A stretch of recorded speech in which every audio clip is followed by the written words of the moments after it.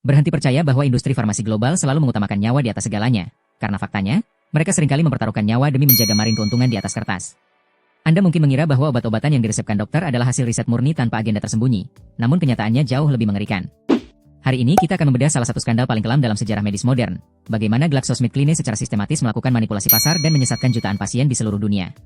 Ini bukan sekadar cerita tentang kenaikan harga obat, ini adalah kisah tentang bagaimana keserakahan korporasi bisa melampaui batas etika manusia.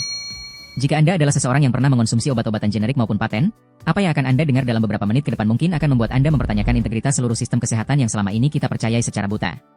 Kita akan masuk ke dalam ruang rapat, dokumen hukum yang disembunyikan, dan bagaimana strategi pemasaran yang agresif secara sadar mengabaikan potensi bahaya bagi konsumen. Pada akhir 90-an hingga awal 2000-an, GlaxoSmithKline atau GSK berdiri sebagai salah satu pilar industri farmasi dunia. Dengan portofolio obat-obatan yang mencakup mulai dari antidepresan hingga antibiotik, perusahaan ini adalah raksasa yang tidak tersentuh.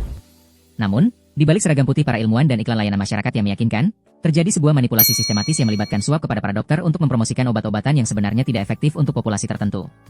Bayangkan sebuah skenario di mana seorang dokter meresepkan obat antidepresan jenis Paxil untuk anak-anak, meskipun data internal perusahaan menunjukkan bahwa obat tersebut tidak memberikan manfaat dan justru meningkatkan risiko perilaku bunuh diri. GSK menyembunyikan data ini dengan rapat, menutup mata terhadap konsekuensi jangka panjang, dan menggunakan kekuatan pemasaran mereka untuk membungkam kritik yang muncul. Strategi ini dikenal sebagai ghost touring. GSK secara aktif mempekerjakan penulis bayaran untuk menyusun studi medis yang terlihat kredibel di jurnal-jurnal bergengsi, padahal studi tersebut sepenuhnya dirancang oleh tim pemasaran untuk menguntungkan penjualan obat mereka.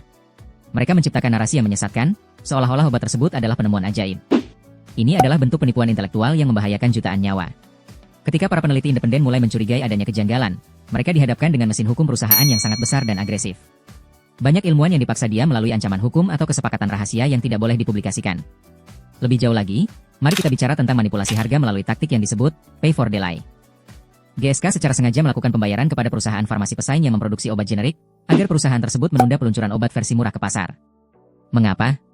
Karena jika obat murah masuk ke pasar, harga obat bermerek milik GSK akan jatuh drastis. Ini adalah bentuk kartel terselubung.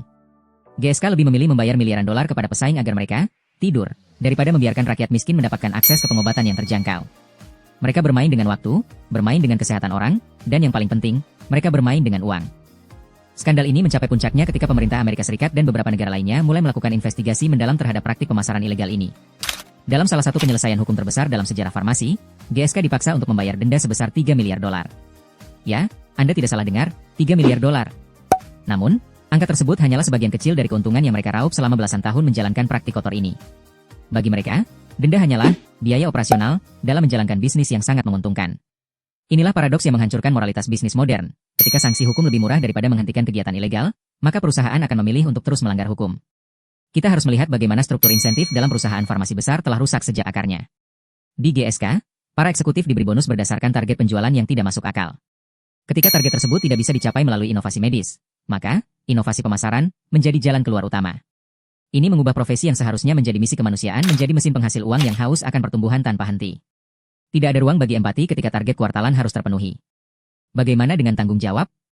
Di pengadilan, GSK seringkali bersembunyi di balik tameng korporasi, memecat beberapa eksekutif tingkat bawah sebagai kambing hitam, sementara mereka yang berada di jajaran puncak tetap menikmati dividen dari kenaikan harga saham yang mereka ciptakan melalui kebohongan.